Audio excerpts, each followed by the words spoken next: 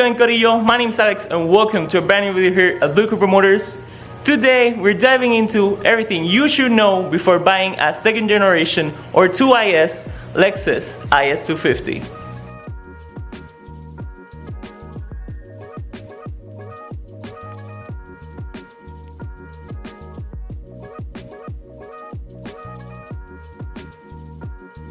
Starting with the exterior, the second generation of the IS actually went through a couple of changes during its 7-year run. From 2006 to 2008, you have the original Lexus IS, which is this one right here. From 2008 to 2010, it maintained the old bumper, but adopted this new style of headlights.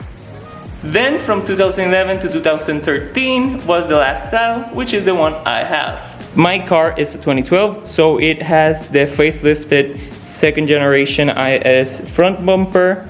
And also, if we go to the back, we have these LED tail lights with the clear turn signal and the clear Lexus L. The other changes between the pre-facelift and facelifted models are actually on the inside, so come with me and let's check them out. Most of the changes you can find on facelifted second generation ISs have to do with this right here. In pre-facelift and some of the facelifted F Sport models, the infotainment system was a bit more dated, lacking a touchscreen and navigation, and also the controls came separately.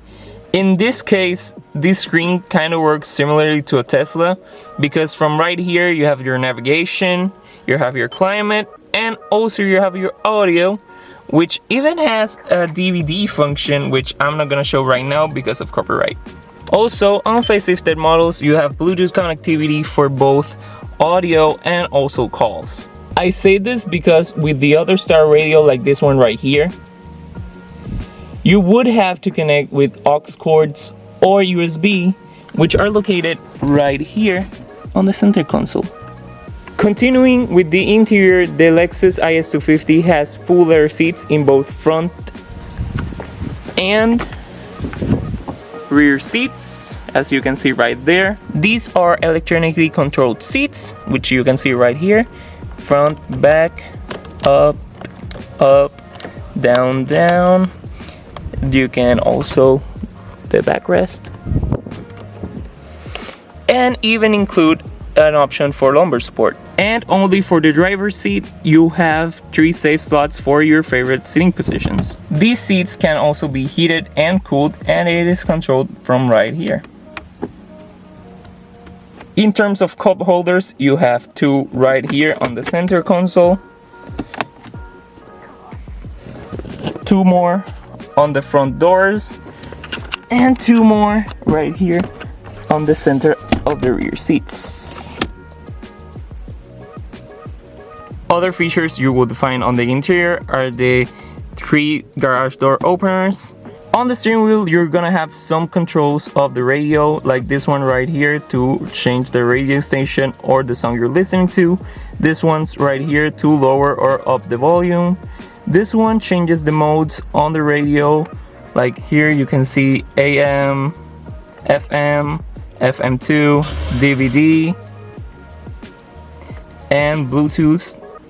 On the other side of the steering wheel, we have the buttons to hang up and answer calls, and also the voice control. Then finally we have the desk button right here, which controls the display back there. That displays the outside temperature, the range approximate, the average mile per gallon, the tank average mile per gallon, the current mile per gallon, the average speed, the gear position, and finally a blank screen. Then, like in any other car, you're gonna have your lights and your turn signals right here, then your wiper controls right here. Down here you're gonna have your cruise control, and being that my car is an automatic, it's gonna have the paddle shifters right here. Moving on to the power plant, this car came with a 2.5 liter V6 engine that produced around 204 horsepower and 185 pound-feet of torque. All of that power being put to the ground by the rear wheels. Even though it is a luxury sports sedan, you either had the choice of a 6-speed manual transmission or a 6-speed automatic like the one in my car. The engine on the car is called the 4GR FSE, and in the time it came out, it was supposed to be the successor to the famous 1JC. Some people complain that the car is quite slow, with a 0 to 60 ranging in between the 7.5 and 8 seconds. But you have to remember, the engine in this car is made to compare to the 1JC GE, which was the non-turbo version, and that had around 170 horsepower. Still, if you want to get more power out of the car, I have good news for you, because stock this car comes with a forged camshaft and forged rods. This means that with a couple modifications and a tune, you can safely get more horsepower out of the engine. Moving to driving and handling, even though the car is in the luxury sports sedan category, the Lexus is250 is more focused on bringing the more refined and smooth ride, and that's exactly what you'll get on the normal mode. Changing it up to ECT power mode, or what I have dubbed sport mode on this car, the car really adopts a more sportsy feel. Me being someone who loves going fast on back roads, both the pedal response and the handling on the corners are really good. I would even go as far as to say that this is better at cornering than my old Mini Cooper S, and that car was smaller and more focused on being fun to drive. Another fact is that in my opinion, Lexus nailed it with the steering feel, because it is not too heavy as to get tiring after a while, and it is not too light where you would feel like you're floating.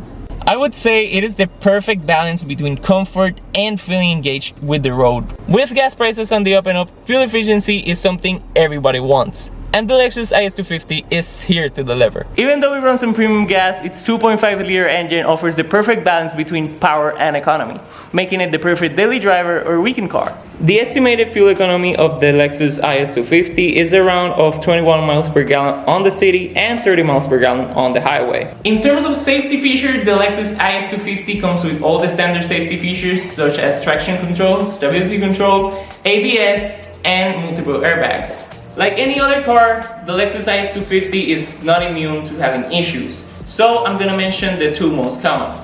The first one is that thanks to the engine being direct injected, the Lexus is250 is prone to carbon buildup, and that's one of the issues you should be worried about that could happen, but don't be crazy about it and wanting to clean the engine right away. It's not gonna kill your car right away. Just be worried about it and know that if you're buying the car, have that checked out. The second issue is right here on the door cards and in the dash. And what happens is that because of the material Lexus used, if you put it on the sun or the car gets really warm, the material would get all gooey and messed up and it would start peeling off. Lexus actually offered the recall for these parts for a couple of years, but right now it is not available. I asked for it on the dealership and they told me that the promotion was over, so just be wary of that. If you're like me and enjoy modifying your cars, the second generation IS is gonna be perfect for you. Starting with the exterior, you have everything from lips, spoilers, headlights, taillights, front bumpers that facelift to a newer generation, and even wide bodies. Everything to make the car look your own. In terms of engine mods, there's a huge selection of exhaust, intakes, engine components, and even supercharger kits. So just know that you're not limited to aesthetic modifications with the is250. Lexus actually treats F-Sport the same way Nissan does with Nismo, selling OEM plus parts made by the same brand. This means you can go to a dealership or search through the internet against some F-Sport suspension, F-Sport brakes, F-Sport aesthetic modifications, F-Sport braces. There is a lot of F-Sport parts for this car. Actually, on a previous video, I installed an F-Sport air filter on the car. So just imagine that with that amount of F-Sport parts, how big the aftermarket is. For this car, as every other car, the cost of ownership is going to depend on how mechanically inclined you are, how willing are you to work on the car, and also the materials and parts you use to work on the car. In my case, I get the car to the dealership to get some of the maintenance done, and that's for two reasons. The first one is that an oil change at the dealership costs the same as the materials I would need to do so. So I rather take the car to the dealership and use that time to get a haircut or do something else.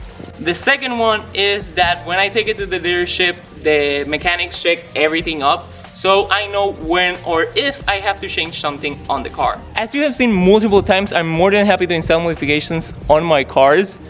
and I'm willing to learn how to do brakes and other maintenance stuff, but the oil change, the price of the materials, and the dealership doing it are so similar that I just rather use that extra time to get a haircut or do something else. I don't know what, but something else in those 2 extra hours. Well guys, now that you have enough knowledge to buy or not a second generation is250, this is the end of today's video. So if you liked it, smash that like button, it really help out a lot.